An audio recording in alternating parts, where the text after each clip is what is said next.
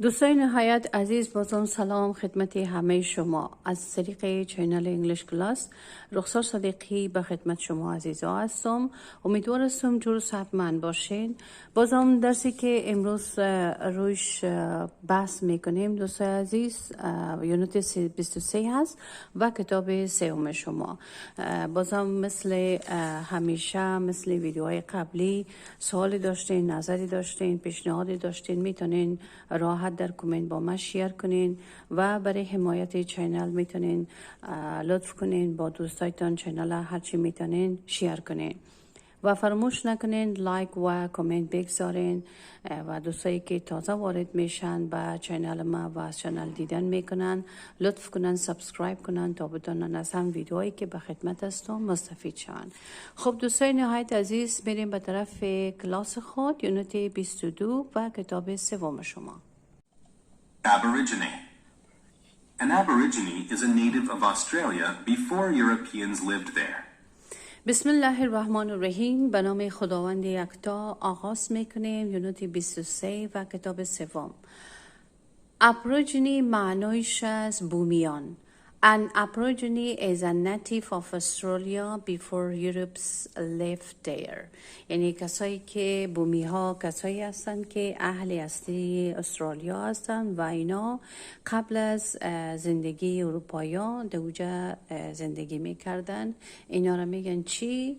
ابوریجینی یا اهل بومیان، یعنی کسایی که اهل یک آب و هوا می باشن اینا را میگن ابوریجینی. The Aborigines created beautiful artwork. The Aborigines created beautiful artwork. بومیان آثار هنری زیبای خلق کردند. An Aborigine is a native of Australia before Europeans lived there. The Aborigines created beautiful artwork. Ban. To ban something is to not let people do it. بن معنایش از ممنوع کردن یا معانع است. The ban something is to not let people do it. یعنی اجازه ندادن مردم به ای که اونا یک کار انجام بدن. ایره میگن چی؟ ban. و in English we have another word for this one, forbade. Smoking is banned in this building. Smoking is banned in this building. یعنی سیگار کشیدن در این ساختمان ممنوع است. The ban something is to not let people do it. Smoking is banned in this building. Cautious. If you are cautious, you are careful in a dangerous situation. Cautious معنایش از مراقب، کسی که متوجه می باشه، یعنی احتیاط میکنه به همیشه. and another word for this one smart، یعنی هوشیار می باشه. اینا میگن چی؟ cautious. if you are cautious، اگر شما یعنی آدم مراقب هستین، you are careful in dangerous situation. همیشه یعنی مراقب شرایط یا موقعیت خطرناک هستین. If you are cautious, you are careful in dangerous situation. اگر شما آدم یعنی مراقب هستین یا معتاد هستین، همیشه در شرایط مشکلات یا در شرایط خطرناک شما مراقب می باشین، متوجه می باشین. Be very cautious as you stack those boxes. Be very cautious as you stack those boxes. یعنی چی میگم؟ انگام چیدن بکس ها بسیار مراقب باشین. Be very cautious as you stack those boxes. وقتی که بکس ها را میچینین یا در جریان چیدن بکس ها مراقب باشید. Confess something is to say that you did it. Confess معنایش از یعنی اعتراف کردن. معنا میده confess mean اعتراف کردن or accept، چیزی که قبول شوه، خودش قبول کنه. To confess something is to say that you did that. و یعنی معنایش چی است؟ اعتراف کردن به کاری که قبول کنین یا اعتراف کنین که کار انجام دادین. He confessed that he was responsible for choosing the winning story. He confessed that he was responsible for choosing the winning story. اعتراف کرد که مسئول انتخاب داستان برنده بوده است. The confess something is to say that you did a. اعتراف کردن به کاری که شما انجام داده باشین. He confessed that he was responsible. او اعتراف کرد که مسئول چی است؟ For choosing the winning story. برای انتخاب داستان برنده مسئول بوده. To confess something is to say that you did it. He confessed that he was responsible for choosing the winning story. Cottage. A cottage is a small old house in the countryside. Cottage معنیش از یعنی کلبه میگن. A cottage is a small old house in the countryside. یعنی خانه خرد و قدیمی که در روستاها باشه اینا میگن cottage یا small or old house. My aunt lives in a pretty cottage in the mountains. My aunt lives in a pretty cottage in the mountains. یعنی عمه ما در یک کلبه زیبای کوهستانی زندگی میکنه. My aunt lives in pretty cottage in the mountains. عمه ما در کجا؟ در یک کلبه زیبای کوهستانی زندگی میکنه. A cottage is a small old house in the countryside. My aunt lives in a pretty cottage in the mountains. Daytime. Daytime is the time of the day when the sky is light. Daytime. I only allowed my kids to play outside in the daytime. Okay. Daytime دوستا معنیش از یعنی روز و bright day یعنی روز روشن. Daytime is the time of the day when the sky is light. یعنی معنیش از زمانی از روز است که آسمان روشن است. Daytime is the time of the day when the sky is light. زمانی از روز می باشه که آسمان چی از روشن است. I only allowed my kids to play outside in the daytime. یعنی فقط میگه بچه های ما در طول روز اجازه میدم که بیرون بازی کنن. I only allowed my kids. فقط یعنی چی؟ اجازه میدم طفلای ما to play outside که بازی کنن در بیرون in the daytime. در جریان روز.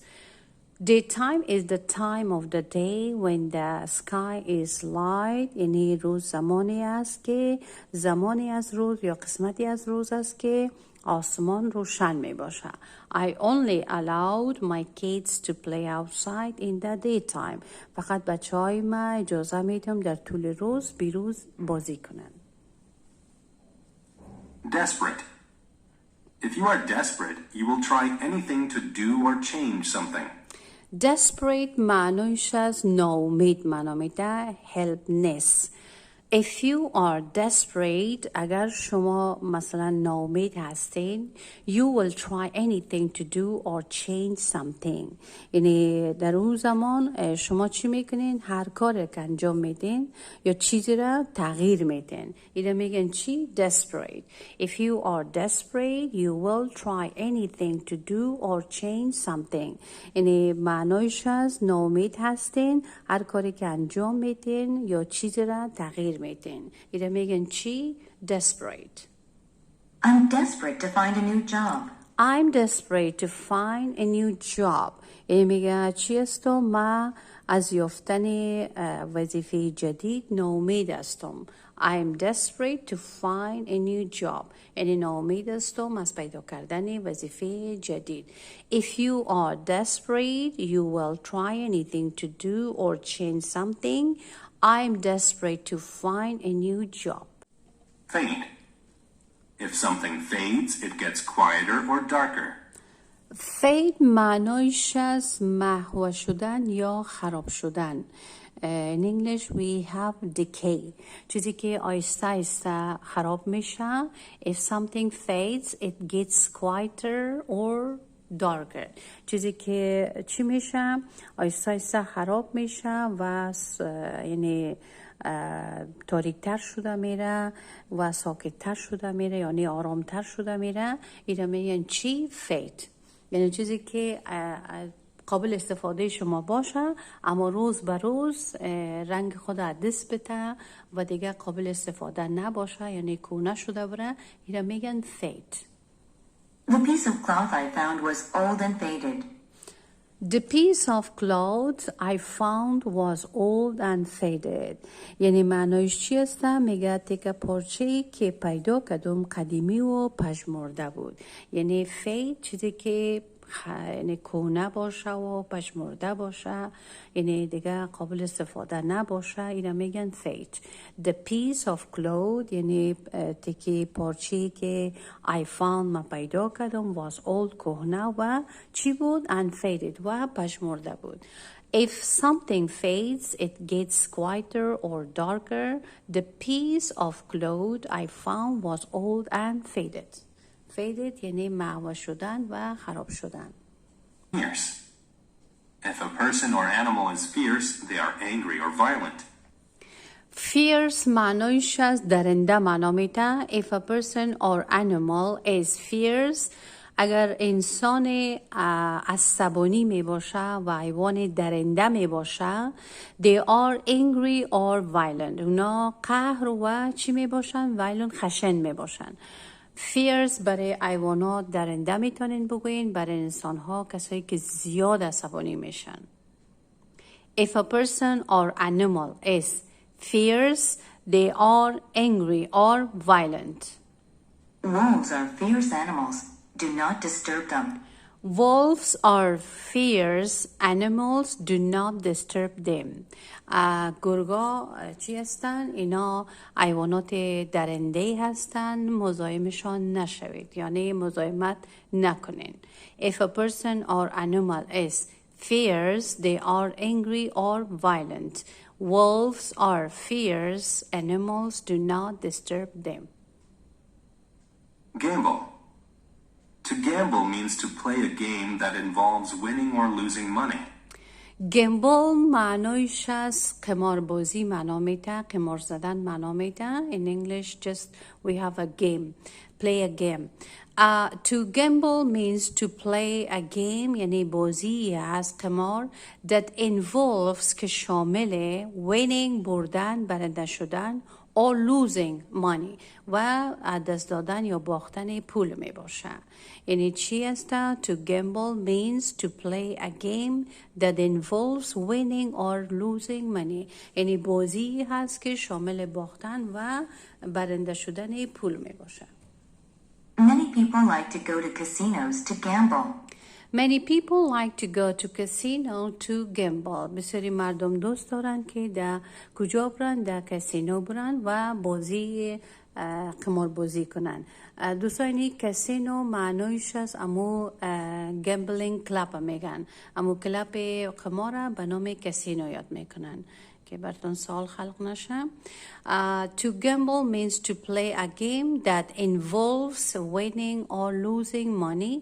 Many people like to go to casino to gamble. Lawn. A lawn is an area covered in grass. Lawn معنایش از دوستا چمنزار. A lawn is an area covered in grass یعنی منطقه‌ای که توسط سبزه پوشیده شده باشه. اینا میگن lawn یا چمنزار. The lawn in front of our house very neat. My dad keeps the lawn in front of our house very neat. یعنی پدر میگه چمندای پیشروی خانه ما را بسیار تمیز نگاه میکنه. A lawn is an area covered in grass. My dad keeps the lawn in front of our house very neat. Mow. To mow grass is to cut it to make it very short.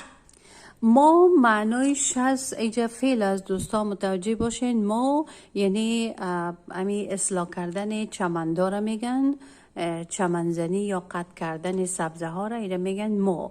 تو ماشین کردن سبزه ها، درست؟ To mow grass is to cut it to make it very short. یعنی وقتی که شما سبزه ها را کوتاه میکنین، یعنی کوتاه کردن سبزه ها اینا میگن چی؟ مو. I mow our lawn every weekend. I mow our lawn every weekend. میگه هر آخر هفته چمندای ما را چی میکنیم؟ ماشین میکنیم. To mow grass is to cut it to make it very short. I mow our lawn every weekend. یعنی مو چی معنا میده؟ مو ماشین کردن سبزه ها یا قطع کردن سبزه ها. لان سبزه و مو امو قطع کردن یا اصلاح کردن سبزه ها. An outlaw is a criminal who hides from the police. outlaw معنایش از قانون شکن معنا میده. An outlaw is a criminal who hides from the police. قانون شکن مجرمی است که از یک پلیس پنهان میشه. criminal مجرم معنا میده. An outlaw is a criminal who hides پنهان شدن from the police. کسی که از پلیس پنهان میشه، مجرمی که از پلیس پنهان میشه، اینا میگن چی؟ outlaw یا قانون شکن. The police passed out posters of the outlaw to all the people. The police passed out posters of the outlaw to all the people. یعنی پلیس پوسترها یا تصاویر قانون شکن را در اختیار همه قرار داد. Prospect. A prospect is a possibility that something will happen. prospect معنایش از دوست عزیز چشمانداز یا یک دیدگاه خوب یا یک مفکوره عالی. We have another word for this one. We have a wave or view and outlook. A prospect is a possibility that something will happen. یعنی یک نظر خوبی است که آینده احتمال است یک اتفاق خوبی بیفته.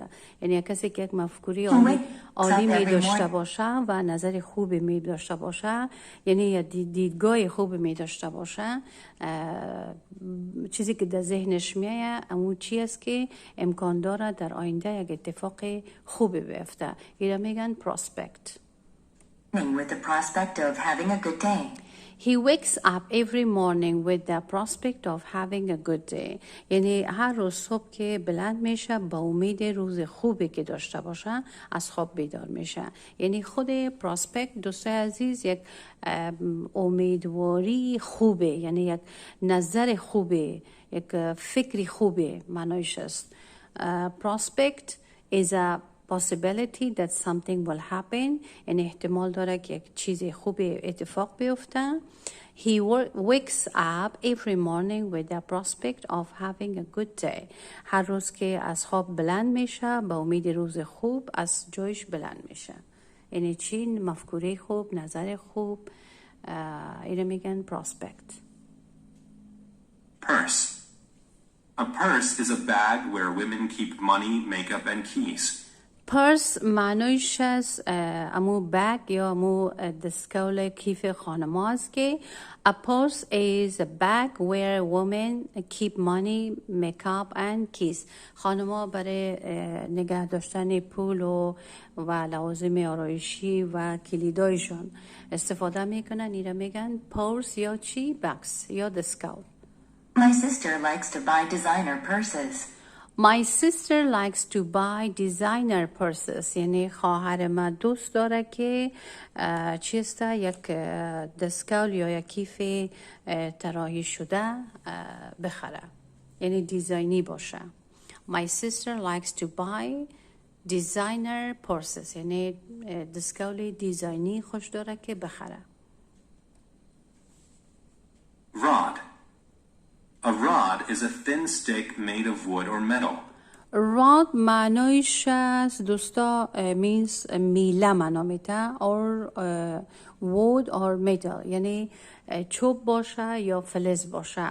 A rod is a thin stick made of wood or metal. یعنی چیز میله یک چوب نازک است که از چوب یا فلز ساخته شده باشه. اینا میگن rod. یعنی چنگک میگن. خب چنگک ماهیگیری، میله. I bought a new fishing rod to use while on vacation. I bought a new fishing rod to use while on vacation. یعنی میگه چی میگه؟ یک چوب ماهیگیری جدید خریدم تا در تعطیلات خود از او استفاده کنم. I bought a new fishing rod. یعنی یک چنگک جدید ماهیگیری خریدم to use while on vacation. در تعطیلات از او استفاده کنم. Seldom. If something seldom happens, it doesn't happen very often. seldom معنایش از ندرت معنا میده. It means rare. یعنی کمیاب.